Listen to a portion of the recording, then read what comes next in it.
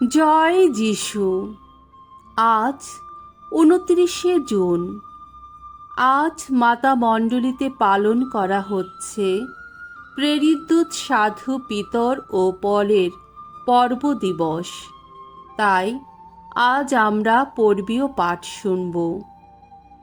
প্রথম পাঠ শিষ্যচরিত গ্রন্থ, ১২ অধ্যায় ১ থেকে ১১ পদ। প্রভু অলৌকিকভাবে পিতরকে রাজা হেরোদের হাত থেকে উদ্ধার করলেন। এক সময় রাজা হেরোদ মণ্ডলীর কয়েকজন সদস্যের ওপর হিংস্র অত্যাচার শুরু করলেন। জুহনের ভাই যাকবকে তিনি খড়গের আঘাতে হত্যাই করলেন। ইহুদিরা তাতে খুশি হয়ে উঠেছে দেখে তিনি পিতরকেও ধরবার ব্যবস্থা করলেন। তখন চপটি পর্বের দিনগুলি চলছে। পিতরকে গ্রেপ্তার করে তিনি কারাগারে আটকে রাখলেন। তাকে পাহারা দেবার ভার তিনি তুলে দিলেন ৪টি প্রহরী দলের ওপর। প্রতিটি দলে রইল ৪ জন করে সৈন্য। নিস্তার পর্বের পর তিনি জনসাধারণের সামনে তাকে এনে দাঁড় করাবেন, এই ছিল তার মতলব। এদিকে পিতর যখন এইভাবে কারাগারে বন্দি অবস্থায় পড়েছিলেন, সেই সময় মণ্ডলীর লোকেরা কিন্তু তার জন্যে ঈশ্বরের কাছে একান্তভাবে প্রার্থনা করছিল। হেরোদ যেদিন পিতরকে বিচারের জন্যে হাজির করবেন, তার আগের রাতে পিতর ২ জন সৈন্যের মাঝখানে ঘুমোচ্ছিলেন। তাকে ২টি শেকল দিয়ে বেঁধে রাখা হয়েছিল, আর কয়েকজন প্রহরী কারাগারের দরজায় পাহারা দিচ্ছিল। এমন সময় হঠাৎ প্রভুর এক দূত সেখানে এসে দাঁড়ালেন এবং কারাকক্ষটি তখন আলোয় আলোয় ভরে উঠল। স্বর্গদূত পিতরকে ঠেলা দিয়ে জাগিয়ে তুললেন। তিনি বললেন, তাড়াতাড়ি ওঠো। তখনই পিতরের হাত থেকে শেকল ২টি খসে পড়ল।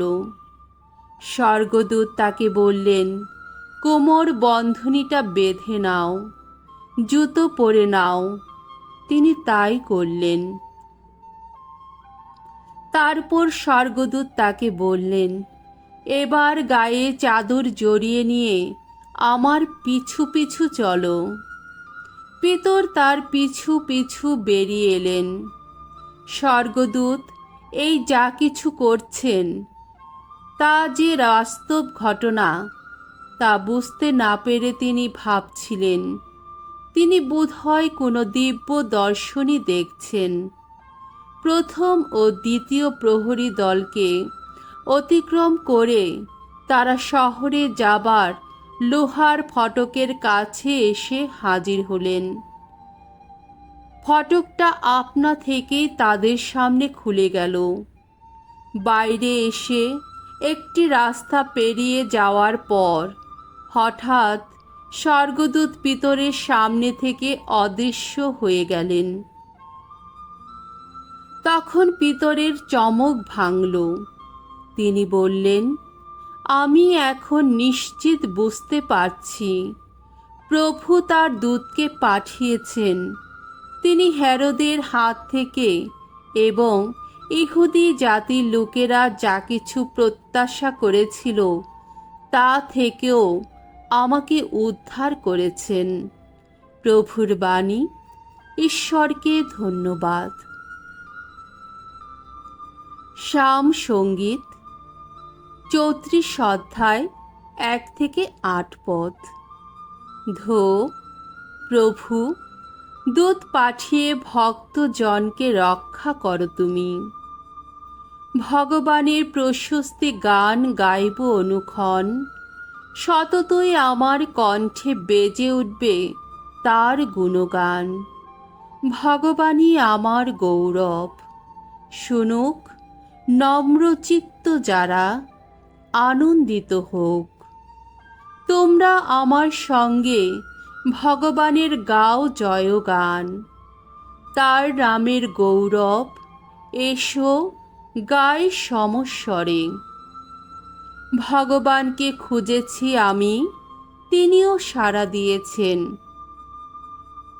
যত ভয় ভীতি থেকে তিনি মুক্ত করেছেন আমায়। যারা তার দিকে তাকিয়ে থাকে তাদের মুখ তো আনন্দে উজ্জ্বল হয়। লজ্জায় কখনো কুণ্ঠিত হতে হয় না তাদের। দেখো তো, এই দিনজন ডেকেছে আর ভগবান সাড়াই দিয়েছেন। সমস্ত সংকট থেকে তাকে তিনি রক্ষাই করেছেন। ভগবানকে সম্ভ্রম করে যারা, ভগবানের দূত তাদের পাশে পাশে থাকেন, বিপদ থেকে তাদের উদ্ধার করেন। আস্বাদন করব, দেখো দেখো ভগবান কি মঙ্গলময়। যারা তার শরণাগত, ধন্য ধন্য তারা। দ্বিতীয় পাঠ। শিষ্য তিমথির কাছে প্রেরিত পলের দ্বিতীয় পত্র, 4 অধ্যায়, 6 থেকে 8 পদ, 17 থেকে 18 পদ। আসন্ন মৃত্যুর কথা ভেবে পলের মনে এই স্থির বিশ্বাস জেগে উঠেছিল যে ধার্মিকতার যোগ্য পুরস্কার তিনি নিশ্চয়ই পাবেন। স্নেহের তিমথি, আমার প্রাণটাকে এরই মধ্যে অর্ঘ্যের মতো ঢেলে দেওয়া শুরু হয়ে গেছে। আমার যাবার সময় এসে গেছে। শুভ সংগ্রামে সংগ্রামী হয়েছি আমি। শেষ করেছি নির্দিষ্ট দৌড়। অটুট রেখেছি আমার খ্রিস্ট বিশ্বাস। তাই এখন থেকে আমার জন্যে তোলা রইল ধার্মিষ্ঠতার সেই বিজয় মুকুট, যে মুকুট ধর্মময় বিচারক স্বয়ং প্রভু সেই মহা দিনটিতে আমাকে পরিয়ে দেবেন। আর শুধু আমাকে কেন, তাদের সকলকেই পরিয়ে দেবেন যারা গভীর ভক্তি নিয়ে তার সেই আবির্ভাবের পথ চেয়ে এসেছে। প্রথমবার যখন এখানে আমাকে আত্মপক্ষ সমর্থন করতে হয়েছিল, তখন কেউই তো আমাকে সাহায্য করতে এগিয়ে আসেনি, বরং সকলেই তখন আমাকে ত্যাগ করেছিল। প্রভু যেন ওদের দোষ না ধরেন।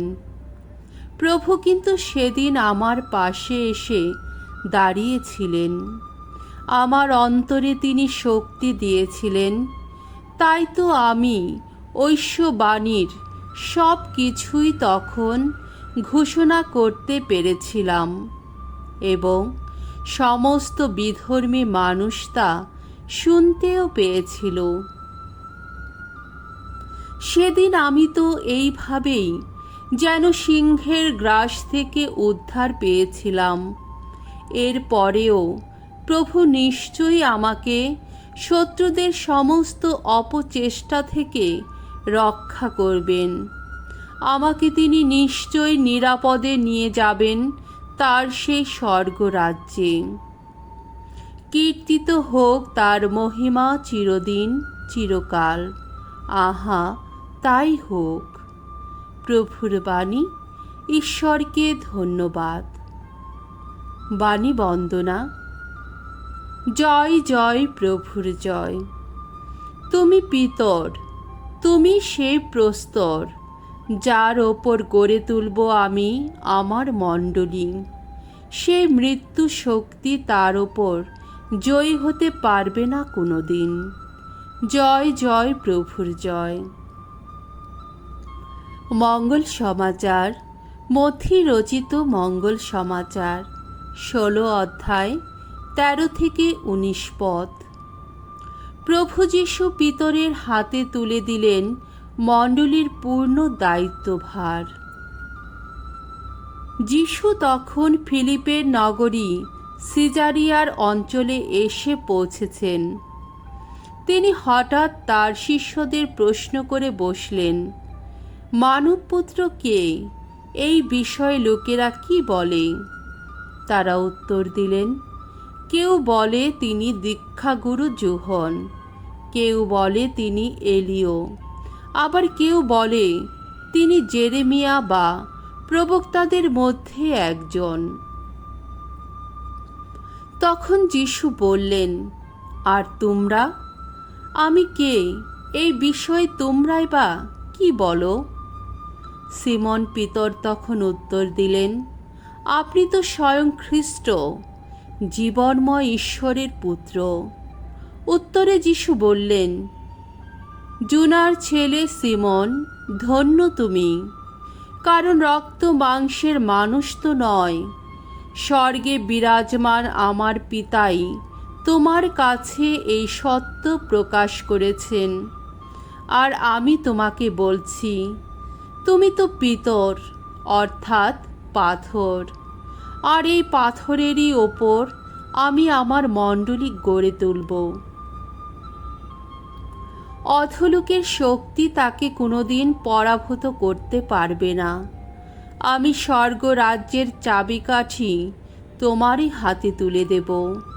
পৃথিবীতে তুমি যা কিছু বেঁধে রাখবে, স্বর্গেও তা বেঁধে রাখা হবে, আর পৃথিবীতে তুমি যা কিছুর বাঁধন খুলে দেবে, স্বর্গেও তার বাঁধন খুলে দেওয়া হবে। প্রভুর মঙ্গলময় বাণী।